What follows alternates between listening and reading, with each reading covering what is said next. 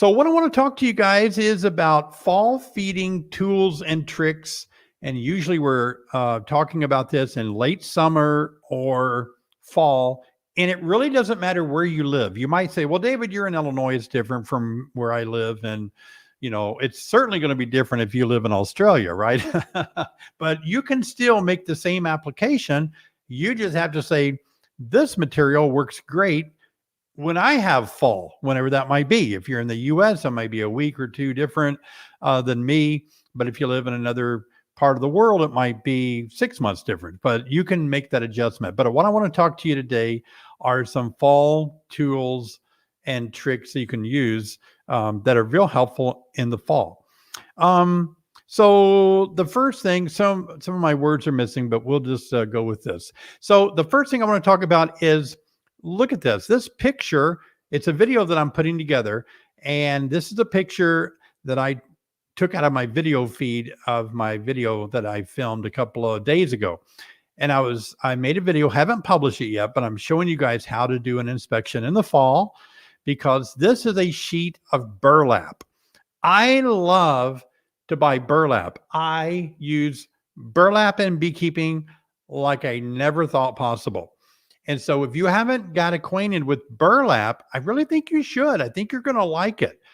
I always have a link in my descriptions of my video. I'm sure there'll be a link down in this description where you can go on Amazon and buy this burlap. Now, I buy the burlap. I've used it for maybe 2 or 3 years now, but it's really food grade, quality burlap. It burns really great. And so that's one way to use it. I use it in my smoker as smoker fuel. But in this case, look what I'm doing. That's a stack of 2 honey supers that I took off so that I could do my fall inspection on my brood nest area.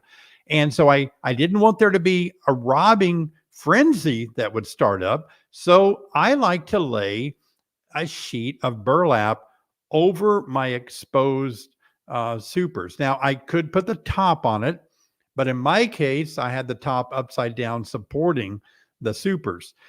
Also, I don't want to completely block all the air from the supers. If you have it sitting inside a top cover and you put another top cover on it, well, then there's not much air. There's always a better supply of air if you have that burlap.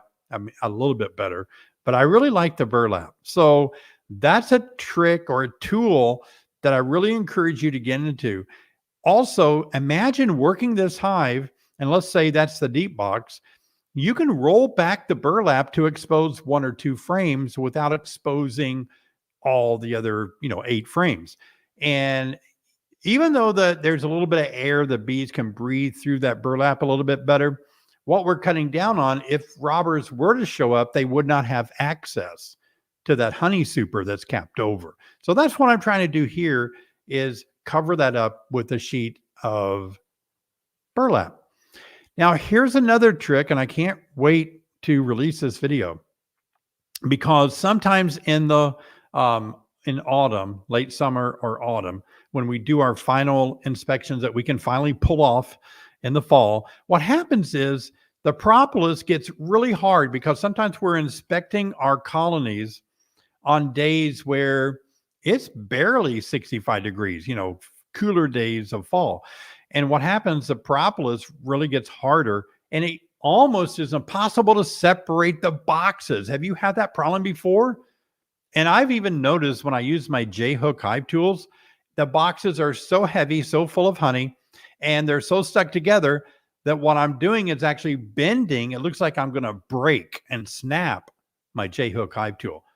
And some people have told me, some of my B Team 6 members have told me that they just can't do it. They can't separate the boxes. They're too glued together with the propolis, and propolis is a substance that bees gather, and they use it to kind of seal off the hive. And of course, they seal off the gaps between the boxes, which glues them together really tightly.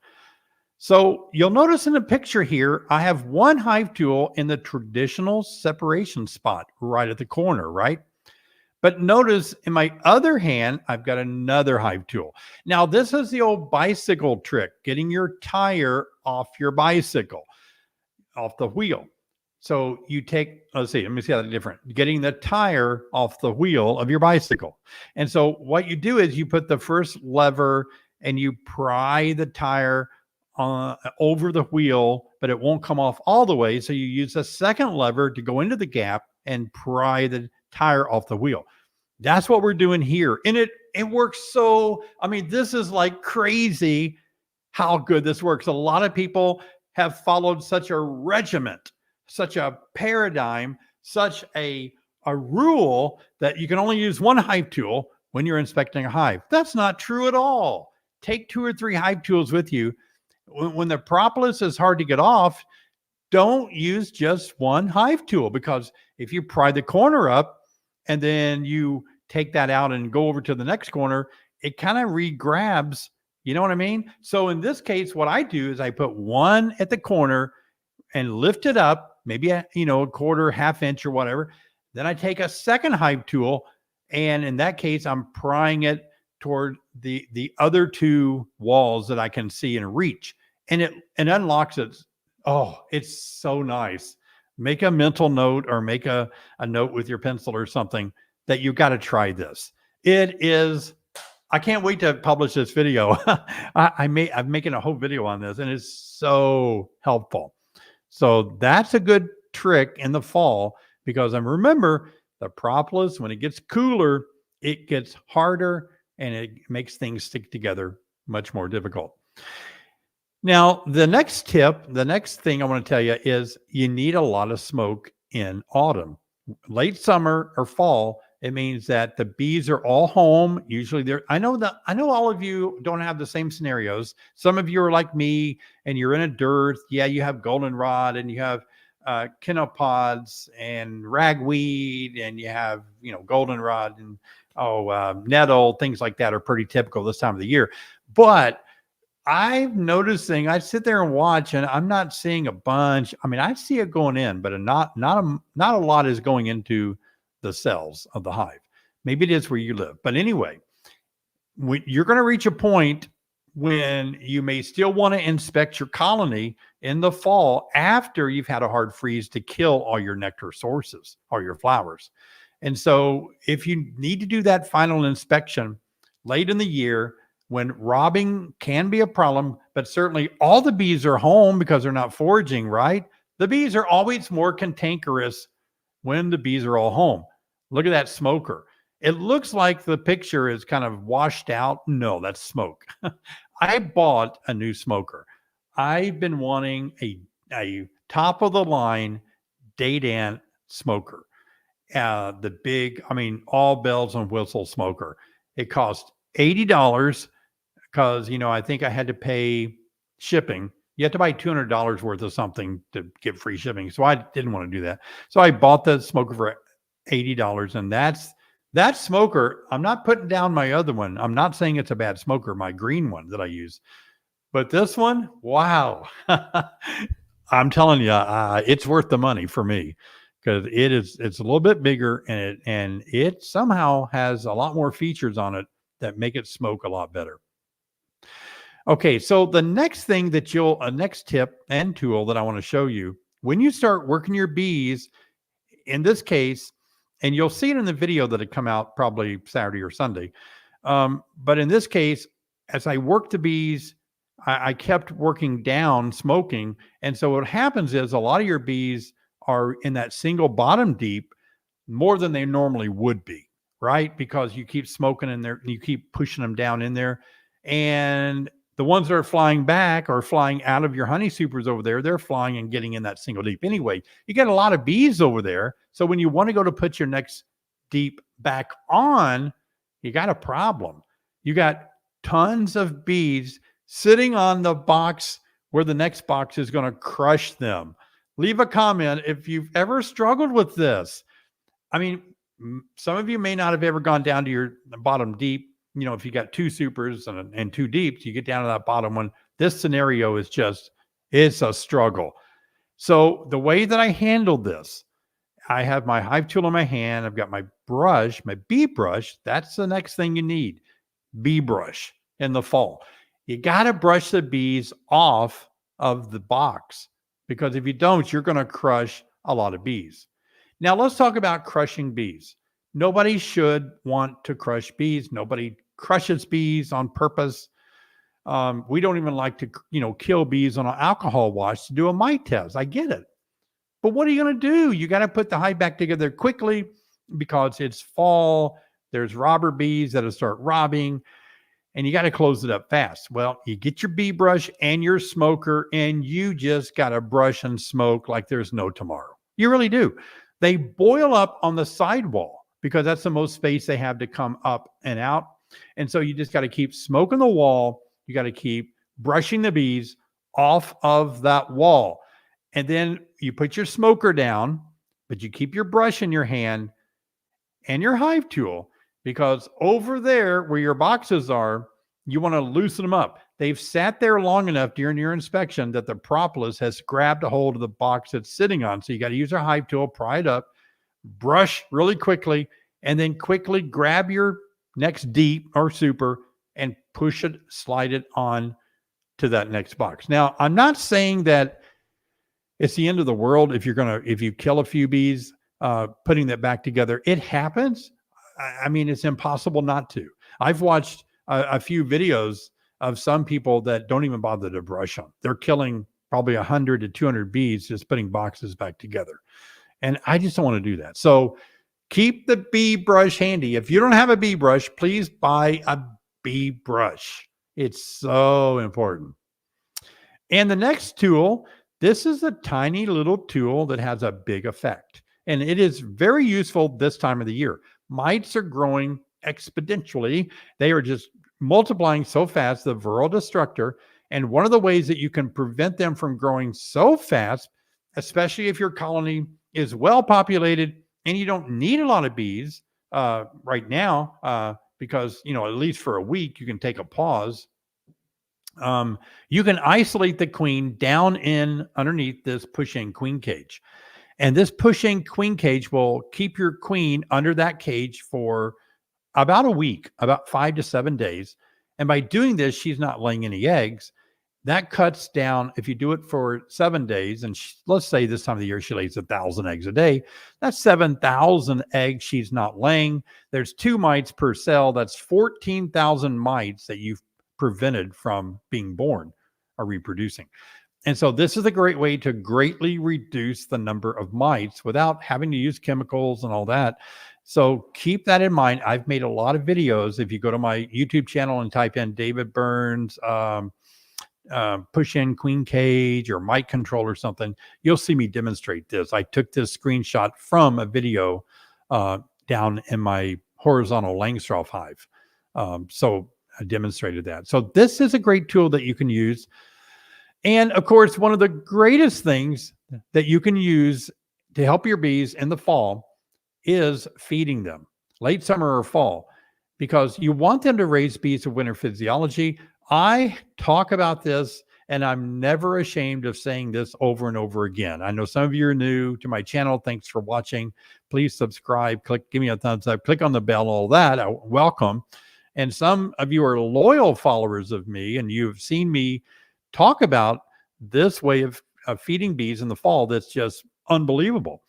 And it's a board that I created, invented, and it has screen on it.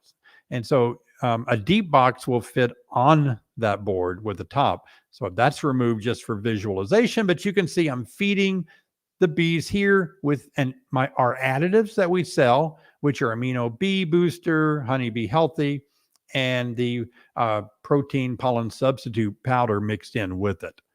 And I think I just published a video yesterday or the day before how to do that. Anyway, this changed my entire bee operation. It was unbelievable. It really was. And I've talked about it before, but to allow the queen to continue laying, and especially allow the nurse bees to beef up their hypopharyngeal glands or mandibular glands to produce royal jelly to feed that developing larvae is huge, because that's going to be that developing larvae are going to be the bees of winter physiology that live 4 to 8 months. Without that, without a nectar flow, without feeding them, they'll cannibalize the larvae. I know firsthand. I watch them do it every year if I don't feed them. They need the protein. They're protein deprived, and they'll consume their own larvae. And so by feeding them the resources, they won't cannibalize the larvae. They'll raise them, and they'll be bees of winter physiology. Those are the bees that live 4 to 8 months that take into April. Amazing. And let's see, there's a slide here, and I don't know why it's gone. Oh, I know what it is. This slide, it had a picture of me doing a mite test.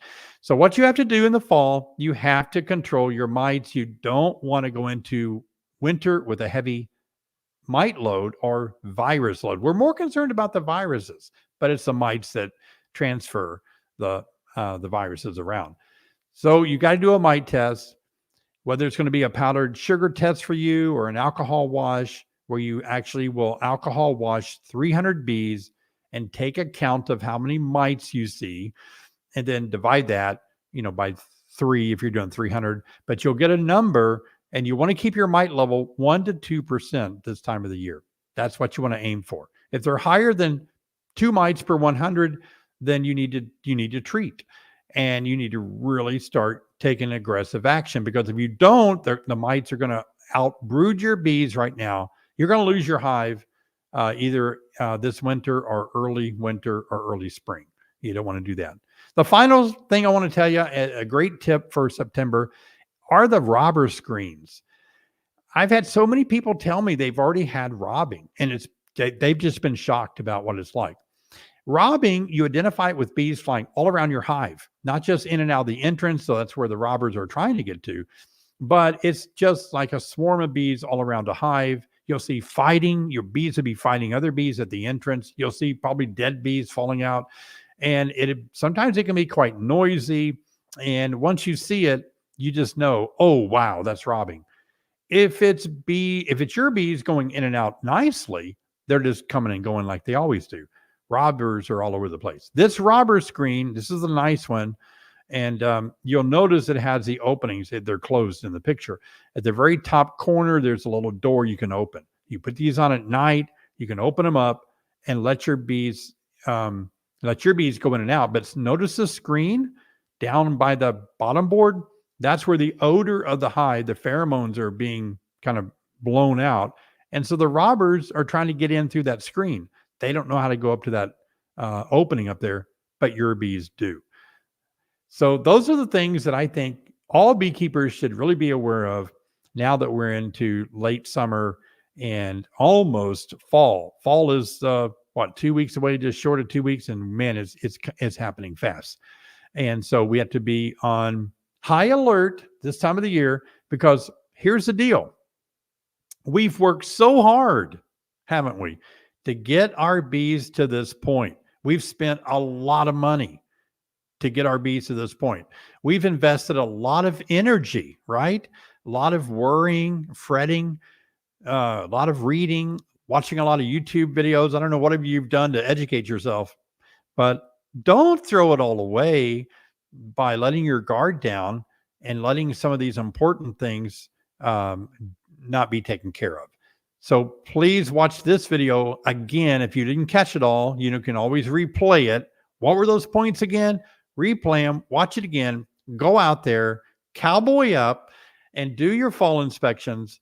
Get it done. Now, don't inspect your colony if your temperature is 65 degrees Fahrenheit or below. That's too cold to bring up your cap brood. It could actually chill your developing pupae and kill them. So you got to make sure you got good temperatures before you do that. Absolutely. All right. I want to take a moment, if Robbie or Jessica, if you can show us those that have contributed to the live stream tonight while I was teaching. I just want to say a big thank you for, Leah Burns. Hi, Leah, and Vera. Vera, a lot of you know Vera and Leah are so nice to watch. My granddaughter, Vera, she's going to have to be on the live stream one day, because she loves watching her papaw on the TV at home. So thank you guys for donating. Hey, Brian, first year bee, can you feed 1-to-1 using the Burns feeder system while treating for mites, or will the extra empty box give too much ventilation? Thanks for your donation, Brian. Always read the label. Some treatments are different. That's why I really don't know. You're going to have to, You got to really reduce the ventilation on some treatments. Yep. Hey, Matthew, what's your favorite bee sting remedy after you get stung? I don't have any at all. I usually find somebody close by and say, "Hey, can you pull this stinger out of the back of my neck?" We were filming the other day, and I was just walking between one building to the next, and Pat Stevenson, my videographer, was close by, and one of those bees was just around me. Right, I didn't have my bee suit on, but I was getting ready to. And I could tell that, oh, it's going to leave me alone because I'm going to walk away from the hive. It didn't. It just dive bombed. It just dive bombed. I mean, stinger first into the back of my neck. Well, he was within 2 feet. So I just said, "Hey, Pat, can you pull that stinger out?" And he did. He scraped it out.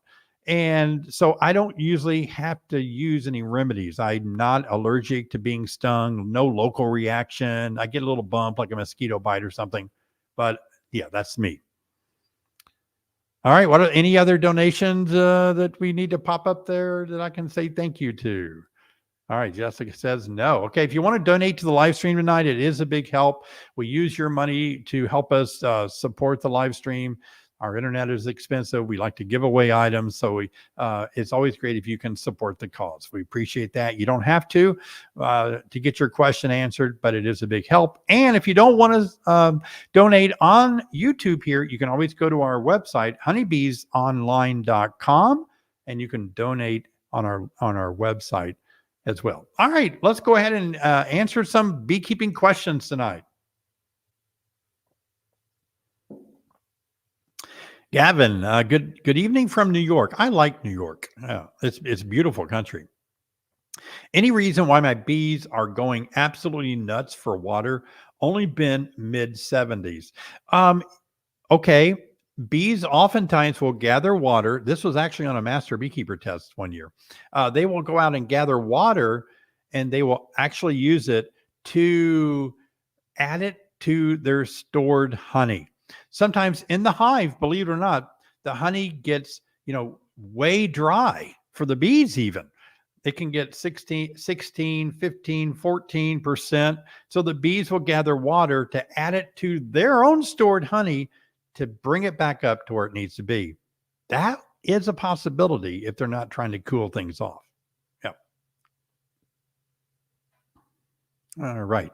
Jason, how long should it take for my bees to adjust to a robbing screen? I ask because they seem not to be adjusting, and I put it on at night, but it still doesn't seem to help. Yeah, Jason, it all depends. Everything we do in the front of the hive always confuses or kind of distracts bees. It may take a couple of days. So be patient. They'll figure it out. And even sometimes we shut one side and open another side if the robbers figure it out. So you can go back and forth. But it may take 2 or 3 days. I'm not sure how long you've had it on there. It is kind of frustrating to see all that chaos, isn't it? Hey, John, good to see you here on the live stream tonight.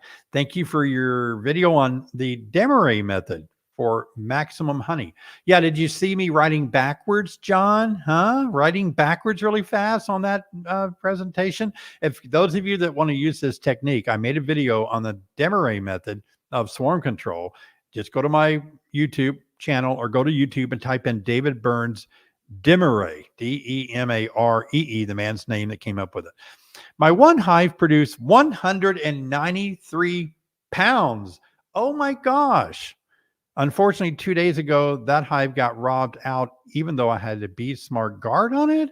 Wow, that's crazy. They must have got small or something.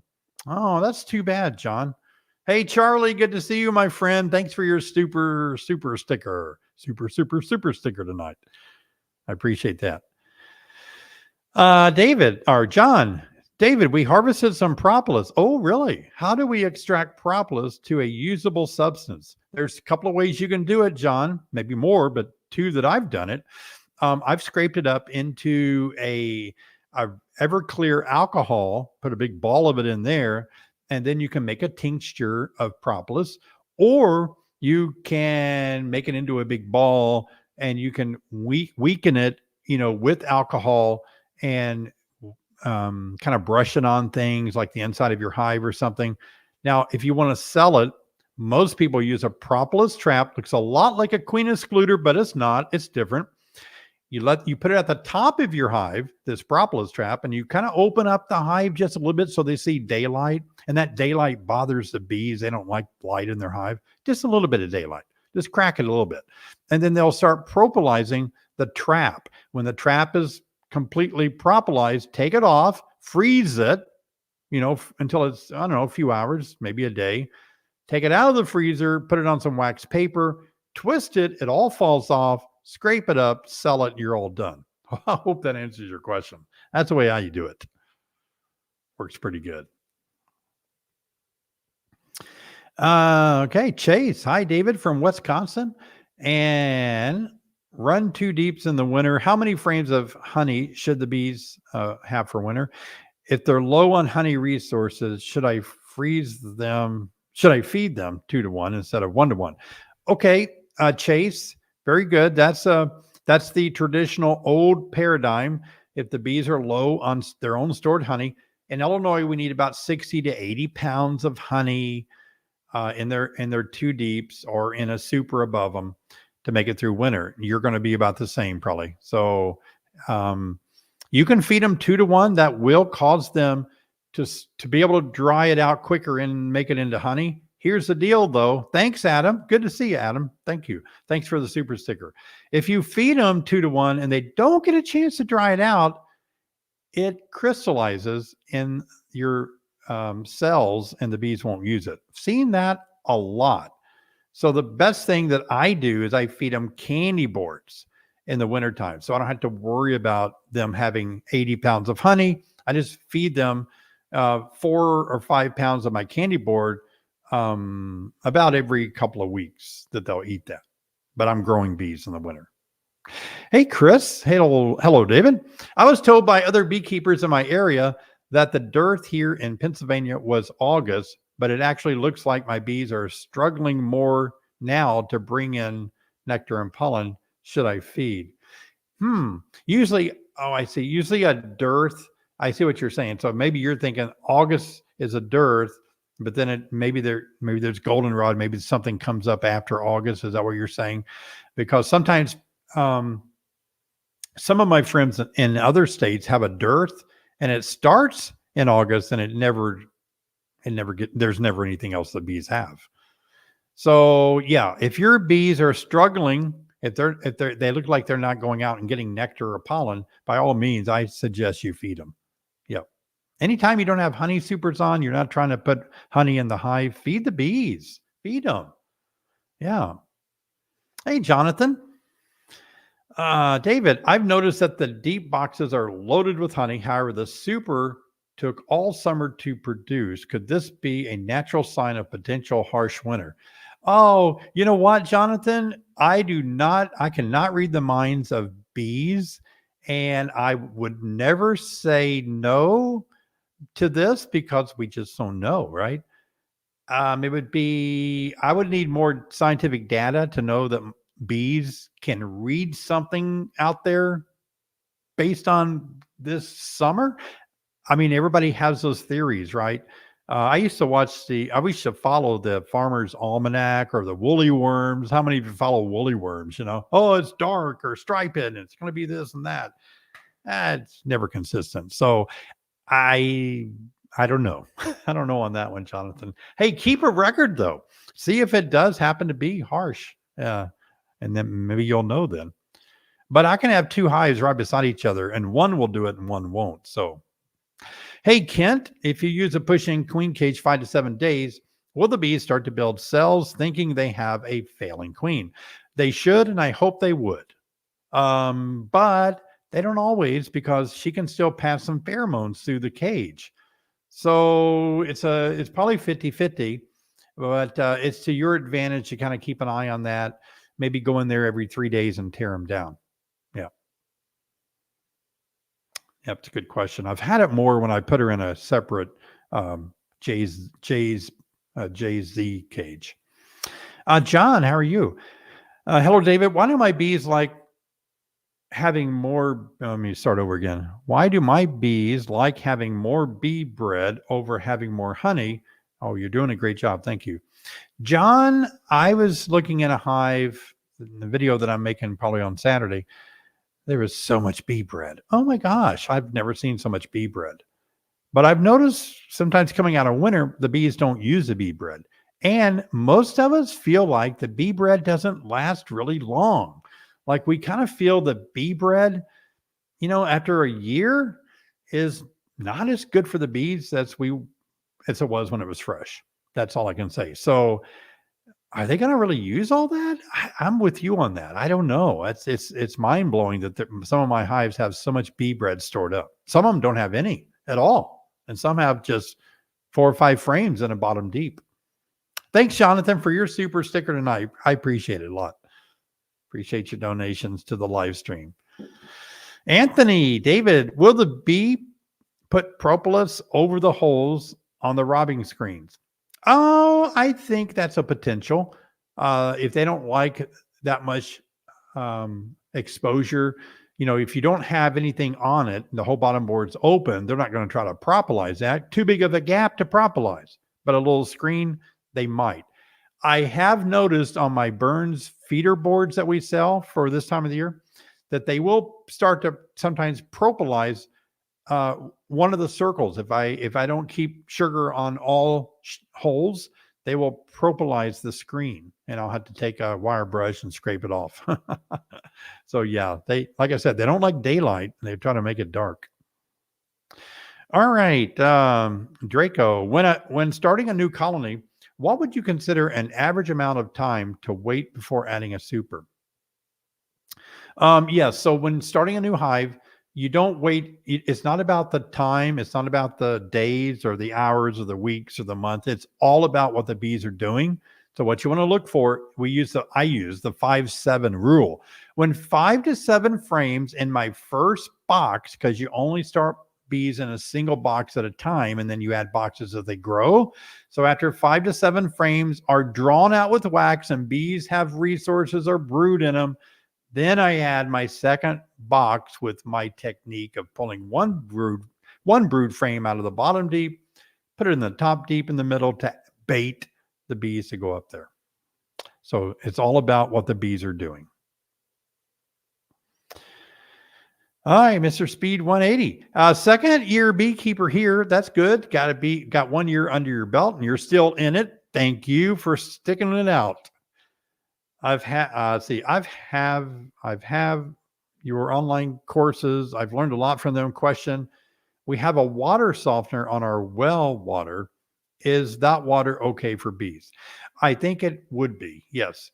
I'm not really that up on what might be in your water softener. There may be different kinds of water softeners now, but traditionally water softeners use a brine, and it's kind of like salt, of course. And so, can that salt be in the water?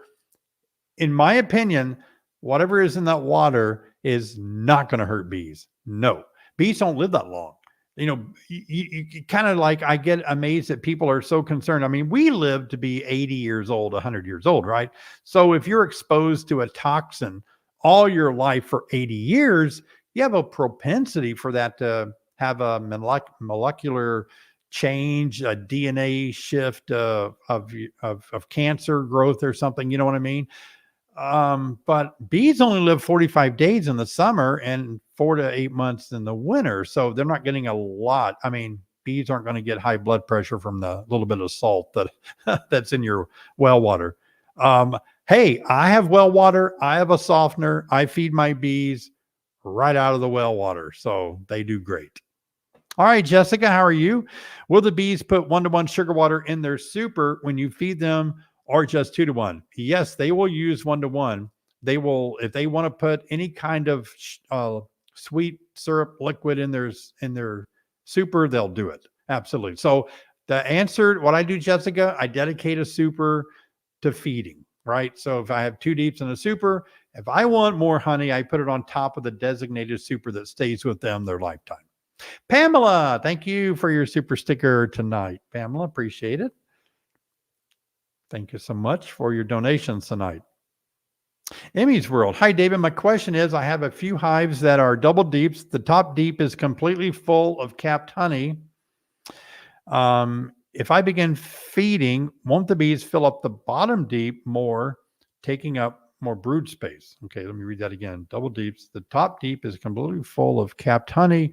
If I begin feeding them, won't the bees fill up the bottom deep more, taking up the brood space? Okay, that's not a bad scenario. I would keep an eye on that. And what I would encourage you to do, monitor what they're doing with the sugar water, because lo and behold, a lot of times they're using it right on the spot. You know what I mean? They're using it and they don't really always store it. So when I feed my bees 1-to-1, I'm wanting them to use it to metabolize it into royal jelly so they can feed larvae. So keep an eye on it. If you see they are starting to store it, pull a frame or two out, spin it or extract it so they can have room to lay. A little bit of manipulation. Dottie, what would cause fresh harvested honey to ferment? That is a good question, and it's an easy question. Fresh honey that's harvested will ferment if the water content is too high, and there'll be some sort of yeast spores that are in the air, that are in the honey, but it's just too much moisture in your honey. So you need to extract it when it's around 18% moisture level. Use a refractometer. I don't have one on my table here, but they're $20, $30 for a refractometer that you can monitor your honey with, so you don't extract it unless it's dry enough. If it's dry, it just won't ferment. No. Hello, David. When would you say is a good time before it gets too cold to even out on my colonies? So you're like balancing out your frames, I assume. You're just going to use the biology of the honeybee knowledge of bees are going to be damaged if we hold the pupae out of the frame, out of the hive, if it's 65 or below. And so if you can get by with an inspection in the 60s or 70s, doesn't matter what time of the year it is, you can move frames around, so that you're just going by the temperature. Bees are going to cluster when it gets below 50. Never open your hive up, never break the cluster. Don't get in there. But if it gets to be 65 or more and not cold and windy and cloudy, you can manipulate frames around 65 Fahrenheit or above. Hey, Jason, Decatur, Illinois, not too far from me. Yeah, we ate at a restaurant not too long ago with some friends over in Decatur downtown, some kind of a nice steakhouse. It was really good. I have 2 deep boxes. There's a lot of bees. I would like to feed them, but afraid they might swarm with this warmer weather we're having. Thoughts, should I feed? Afraid of a swarm. Yeah, I get it, because that does trigger a swarm when there's the intake of nectar. Jason, what you can do is make sure before you start feeding them that they have room, and then they're not, I guess that they're not making swarm cells. So if you don't see any swarm cells, feed them, come back 1 week and check for swarm cells. Keep feeding them, but keep looking once a week. That's what we do in the spring. You inspect once a week for swarm cells in the spring. So we'll do it in the fall. No problem doing that at all. Tom, good to see you tonight. It's great to be here for the live chat. Love to hear your lessons and thoughts. Thanks for teaching me to cowboy up. I'm glad Sherry is back to keep you in line. Yeah. Oh, gosh. It is good to have Sherry back. She's finally sleeping on Central Time again. Hey, Brandon, I have both upper and lower entrances. Okay. I want to train my bees to use the upper more, because during the winter, they would die so much and pile up and block the lower entrance. Do they know better? Interesting. That's why I created the Winter Be Kind board with the upper entrance, because I had the same problem you did, right? We sell the little bottom board scraper, that blue hook thing. Looks like a back scratcher. Oh, I've got one. Yeah. And you guys really do like these and you buy them, but you just put this in your bottom board and you scrape out dead bees. Yeah. So I don't like to do that either. I like to have them.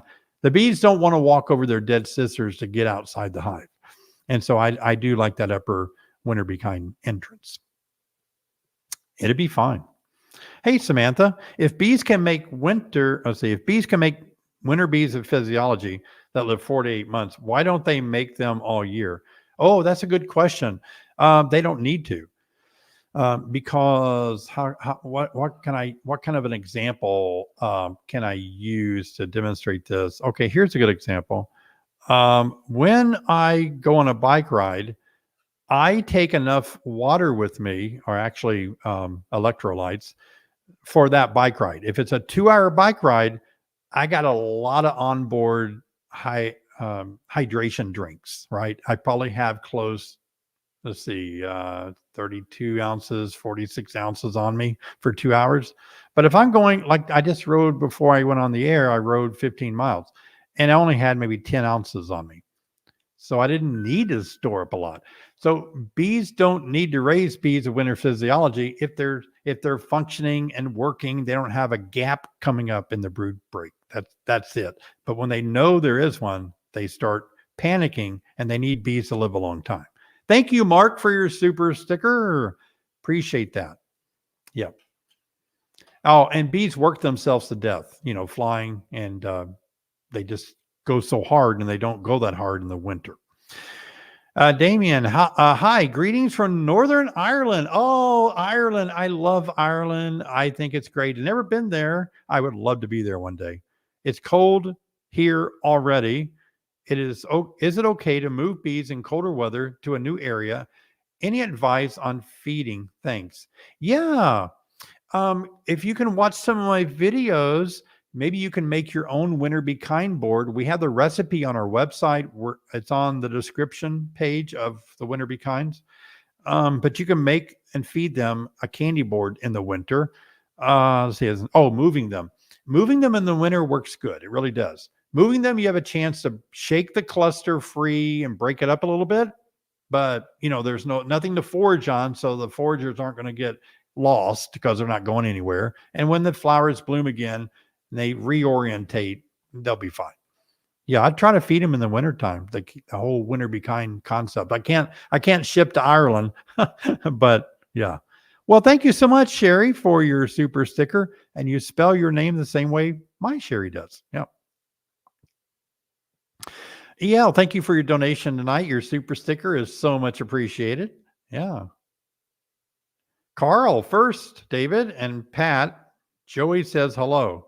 Oh, Carl. Hey, Carl was featured on my recent video. Carl, good to see you on the live stream tonight. Wow, yeah. At what point would you call your hive honeybound? I think if I looked and I didn't see any room for the queen to lay. Now, there'll be a rainbow effect of honey, but I always want to see a 4-inch, at least a 4 to 5 inch little circle on the center of the center 4 frames. If there's no space on those center 4 for brood, they're honey bound. Okay.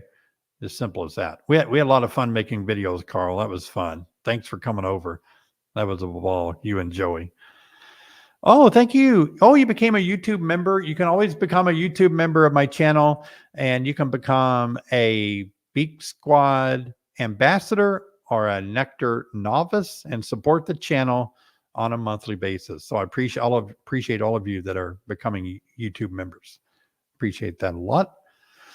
Oh, hey, Amy, thanks for your super sticker. Appreciate that a lot. Yeah. All right. I want to take a pause from questions just a minute here. Thanks, Daniel. Appreciate it. Thanks, Daniel, for your donation tonight. Let me see if I can get approval of this. I have to talk to my higher ups, talk to my directors. I would like to take a moment and thank my team by bringing them on the screen. Let's see if they're open to that. Robbie, you good? All right, Sherry? All right, Jessica? All right, let's look at the team that's working, but we're not done with things. We have a giveaway coming up, but I just want to bring everybody on and thank them here. Here's the team. Hey, everybody. Here we are. Yeah. Hello. And let's see, Robbie, you're in Indiana, right? Yep.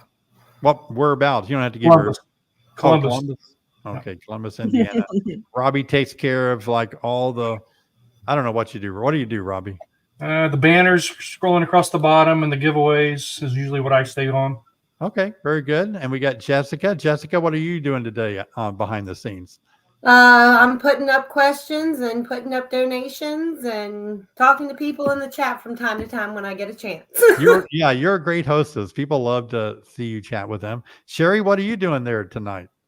Well, I just keep my eye on I just keep my eye on the comments and make sure that everybody's, keeping the good vibes going. Everybody's behaving. Yeah, everybody's behaving. And Okay, very good. Usually.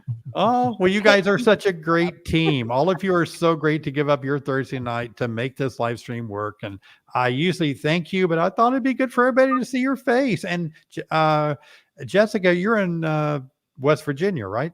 No, Virginia. Oh, I always get that confused. Virginia. Okay. Yeah. Right in between the Rappahannock and the Potomac River. Okay. All right. Well, good thing that you don't have to drive here every Thursday night. Thank goodness we have the internet for that.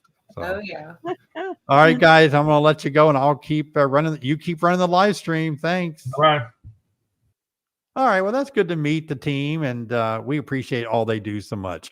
Let's take a moment and have a giveaway. And today I want to have, well, you know what? Let's do spin the wheel because there may be a giveaway there. I've got one cord I keep tripping on. All right. Spin the wheel. Those of you that are watching for the first time, it has several places that it can land on. And I'll just respond and do whatever it tells me to do, whatever it lands on. Let's spin it and see. Spin to win. I don't know what it's going to fall on. If it falls on a Beak Squad sticker, we'll have a giveaway. Oh, boy, Beak Squad it is. We have a giveaway, and today we're going to give away a class. So hashtag class. We're going to give away my ultimate online beekeeping course, 7 courses. And so if you've already won that, or if you already bought that, please don't try to win it again. Don't put your name down there because you'll prevent somebody else that doesn't have it from getting it. And don't try to put your hashtag class in there 700 times. It only takes you one time. Don't use capitalization, hashtag lower CLASS for the class. Your chance to win the ultimate online beekeeping course. One of the things that's in the course coming up that could really be helpful is it has a whole class I have a whole class in there on overwintering, getting your bees through the winter. And also have a class on Mite Control. That's helpful now. Also have a class on spring management. That's not needed yet, but it will be if you're lucky enough to get your bees through the winter. I know you will. So hashtag class. We'll see if we can give away a class. While we're letting you put your comment, hashtag class, I want to show you what I got today. Look at this, people. This is insane. Oh, you can't see it, can you? You see the name of that? Oh, I've been waiting on this so long. I've been watching this and reading about this Mite Control method forever. Roxanne. There it is. I have it. Woo! I am so pumped about this. I really am. And I'm only pumped because I've talked to a lot of people that are smarter than I am on Mite Control and they are pumped about it. They are so excited about this. They say it's a game changer. I almost bought a vaporizer and I knew this was coming out and I was like, ooh, I'm going to wait. I did want to read this though. Oh, we got enough time. Ooh, these glasses aren't made for reading. Let me see if I can pull this off. Where did I read that at? Oh, it's on the back here. Okay. I always like to read the personal protective equipment that you have to wear. Long sleeve shirt and long pants, socks and shoes. Why would I have to wear socks? I always work my bees barefooted. No, I'm kidding. I always wear socks and shoes. Now you need to wear chemical resistant gloves and they specify what they are. How many millimeters, whatever, mil.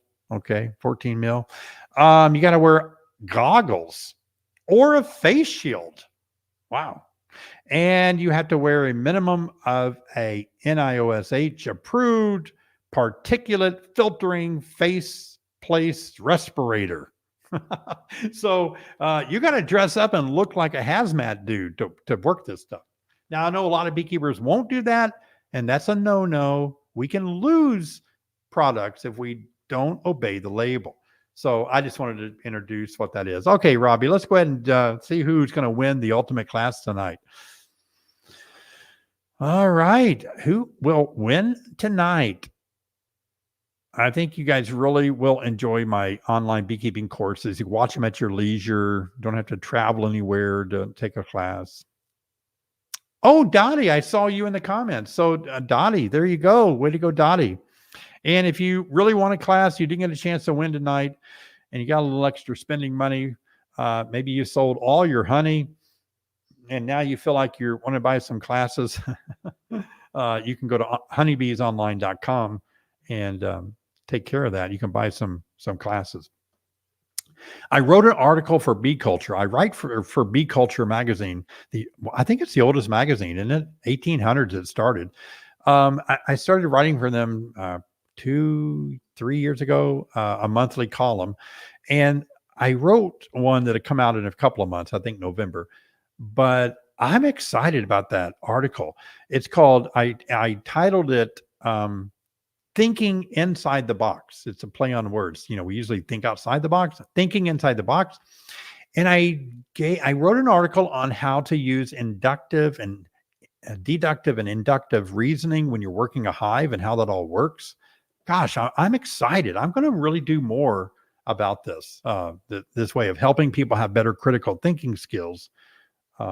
Yeah, I might even see if I can give that talk when I speak in Ohio. I'm going to be Iowa. I'm going to be speaking in Iowa on October the 25th and the 26th. That's coming up.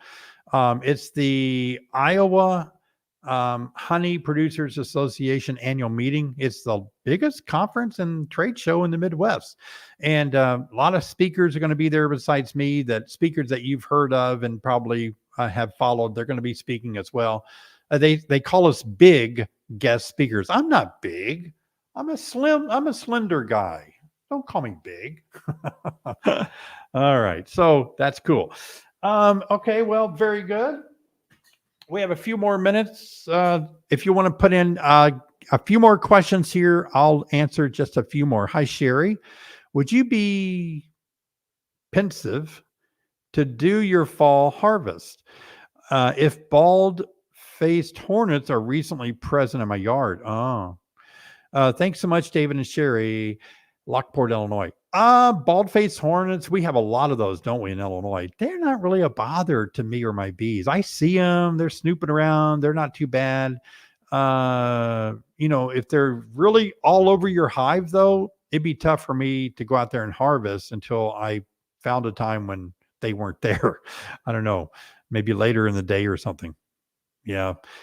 I don't know what your level of bald-faced hornets are. They're not really bald. They're just real white. Hey, Samantha, how long and what temperature should you freeze frames to store for winter? You only have to freeze them maybe a day or two, and that will kill any predator in there, like a wax moth, larvae or eggs, or a small hive beetle larvae or eggs. And then after 2 or 3 days, you can take them out and store them in a low humidity room free of bugs, ventilated, and they all store quite nicely. That's the way I do it. It works out good. Every question I answer tonight, I won't have to answer tomorrow. Every Friday, listen up, every Friday I have a raw and unedited video that I produce in the green chair, the green answer chair. So your questions weren't answered tonight. I'll try to answer them tomorrow in tomorrow's video from the green chair. Hey, Kathy, your Demarest method is outstanding. I had a fabulous soaring by using it.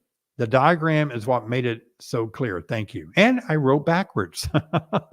If you haven't seen me write backwards, you got to watch that video. It's just, I actually, someone in the UK has a Reddit beekeeping channel. Thank you, Marianne, for your super sticker. And a while back, they asked me, they said that my Demarest method on my video was really a big hit in the UK. And they asked me if I would go on and do a Reddit whatever they call that. And so anyway, I was on that on Reddit with the dim array method. All right, last question. We're running out of time, Carrie. How to get swarm off the ground? Help. Yeah, that's tough. Here's the easy way to do it. I'm so glad. Okay, here's what you do. Go in and get a white towel or sheet. Put it right up next to the little swarm, right where they, start to be a swarm and there's bare ground or grass. Put it right up to them. Take a hive with a bottom board that's the opening is dark. Now the bottom board will have a gap, so bring your sheet and hide the bottom gap below your hive. So when they walk up the sheet, they go right into the hive. Works every time. It's so great. But the trick is to get that cloth. Don't bind it up real big where they can't get over it. And take the sheet and put it right up next, and they'll figure it out. Put the hive as close as you can to that where the bees are on that sheet. Good job. Guys, it was great being with all of you. You guys are the best. You're still donating. Thank you, Mr. Joe Ellis. I appreciate you supporting the live stream tonight. I think just your presence being here is just pumps me up. It really does. It's hard to go to bed at night after being with all of you guys. Thank you, Ella. I appreciate the donations. Oh, they're coming in faster than I can think. Thank you, Aaron. So I just want to thank you. It's so good to be with you guys. Thursday is kind of my best day of the whole week, just to know that I can be on live stream with you guys. I wore a special shirt for you. I wore this shirt one time before and somebody said, "Oh, I like your shirt." So I wore it again. And I'm going to close by saying I appreciate you guys so much. You're the best. Great community of beekeepers. And you're so well behaved in the comment section, the chat area, that Sherry doesn't have a too hard of a job over there. And so I appreciate it so much, you being a part of this Beak Squad community. I love you guys. I hope your week is going to go really well.